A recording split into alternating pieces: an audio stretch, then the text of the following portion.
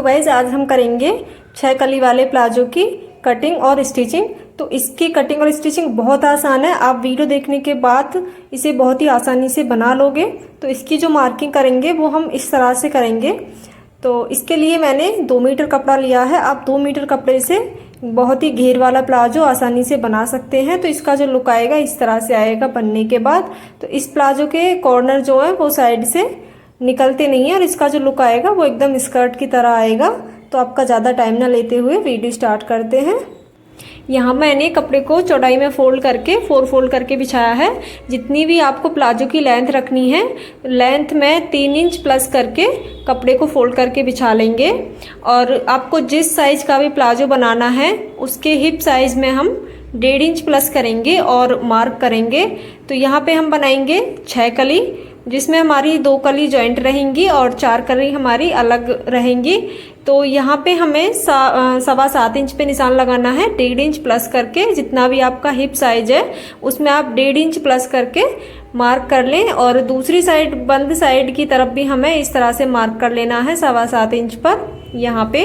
तो फ्रेंड्स, जो मैंने ऊपर मार्क किया था क्रोचेरी वाली मार्किंग छोड़ते हुए मार्क किया था, जो हम क्रोचेरी के लिए 1.5 इंच से 2 इंच एक्स्ट्रा रखते हैं, उसे छोड़ते हुए 7.25 पे मार्क किया था। अब देखिए हमने ये यहाँ पे 3 इंच जो कपड़ा ऊपर एक्स्ट्रा रखा था उसमें हम 1.5 इंच पे हम इलास्टिक लगाएंगे। तो 1 इंच की हमारी इलास्टिक होती है, आधा इंच हमारा अंदर की तरफ फोल्ड करने में जाएगा। तो यहाँ पे हमें 1.5 इंच पे हम आगे की तरफ हमने निशान लगाया था। तो यहाँ पे मैंने नीचे की तरफ भी 1.5 इंच पे निशान लगाया है। यहाँ पे हम क्रोचेरी की शेप देंगे। तो ये जो हमारी लाइन है यहाँ पे हमारी इलास्टिक फोल्ड होगी, यहाँ तक हमारी प्लाजो की लेंथ है। ऊपर की तरफ 1.5 इंच इलास्टिक फोल्ड करने के लिए मार्क कर लें। और इसके ऊपर बचेगा हमारा 1.5 इंच कपड़ा जो हमारा बैक पार्ट के लिए आएगा।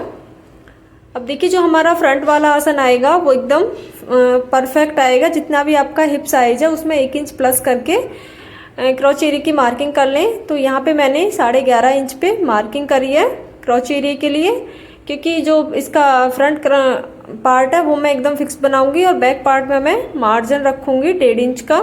तो इससे जो हमारा क्रोचेरिया है वो फिट बैठेगा। अब देखिए जो हमने कली की कटिंग करी है उसे हमें इस तरह से उठा के रखना है ऊपर की साइड, और हमें यहाँ पे भी 3 इंच पे मार्क कर लेना है।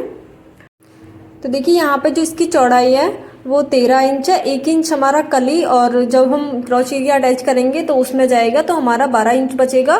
तो हम ये बना रहे हैं 21 हिप साइज के लिए। तो हमने इसमें 1.5 इंच की लूजिंग रखी थी, तो बनने के बाद हमारा हो जाएगा ये 24 इंच। अब जो हमने 1.5 इंच एक्स्ट्रा रखा था वहाँ पे हमें इस तरह से मार्क करना है। तो यहाँ पे हमें 1.5 इंच से ऊपर की तरफ इस तरह से मार्क करना है। साइड से हमें एक्स्ट्रा नहीं लेना। अब देखिए जो हमारा फ्रंट पार्ट है हमें 2 पार्ट आगे की तरफ से उठाते हुए कटिंग कर लेनी है, जो हमारे फ्रंट पार्ट में आएगा, और जो हमारे एक्स्ट्रा पार्ट है 1.5 इंच वो हमारा बैक पार्ट में आएगा। अब देखिए जो हमारा फ्रंट क्रोचेरिया है उसकी जो लंबाई है वो 12.5 इंच आएगी और जो बैक पार्ट के लिए हमारी क्रोचेरी की लंबाई है वो 14 से 14.5 इंच होनी चाहिए। अगर आप हैवी ही साइज में अगर इस तरह से प्लाजो बनाते हैं तो बैक पार्ट हमेशा बड़ा रखें, इससे जो हमारा प्लाजो है वो आसन पे से कभी नहीं उठेगा। अगर आप बराबर रखते हैं तो आसन पे से ज़रूर उठेगा, क्योंकि जो बैक पार्ट है वो हैवी होता है फ्रंट पार्ट के अकॉर्डिंग। तो इसलिए बैक पार्ट हमेशा 1.5 से 2 इंच बड़ा ही रखें हैवी साइज में। तो जो हमने कली कटिंग करी थी उसे हमें इस तरह से रखना है। तो जो हमने एक 1.5 इंच बड़ी कटिंग करी थी और एक हमने 1.5 इंच छोटी कटिंग करी थी, तो हमें एक छोटी कली लेनी है और एक हमें 1.5 इंच बड़ी वाली कली लेनी है, और दोनों को इस तरह से रखते हुए स्टिच कर लेंगे। तो स्टिच होने के बाद ही हमारी इस तरह से आएगी।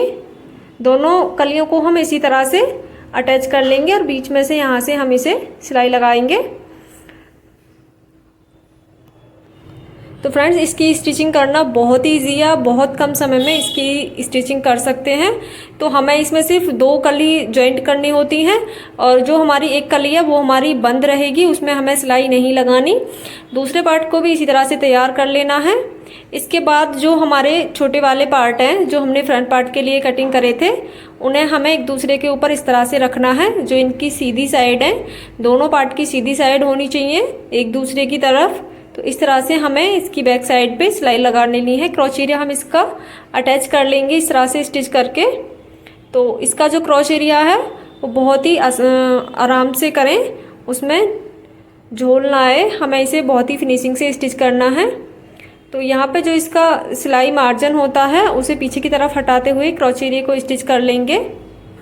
इसके बाद हम इसमें इलास्टिक डालेंगे। तो इलास्टिक डालने का आपको मैं बहुत ही आसान सा तरीका बताऊंगी। तो इस तरह से आप इलास्टिक बहुत ही आसानी से कवर कर सकते हैं। तो जैसे हम सलवार के लिए फ़ोल्ड करते हैं उस तरह से हमें कपड़े को इस तरह से फ़ोल्ड करके पहले सिलाई लगा लेनी है। उसके बाद हम इसमें इलास्टिक लगाएंगे। तो पहले इस पर सिलाई लगा लें। तो सिलाई लगाने के बाद हमें थोड़ा सा इस तरह से खुला रखना है। यहाँ से हम इसमें इलास्टिक कवर करेंगे। तो इलास्टिक को सेफ्टी पिन से इस तरह से लेते हुए अंदर की तरफ डालेंगे। तो इससे जो हमारी इलास्टिक है वो बहुत ही आसानी से कवर हो जाती है।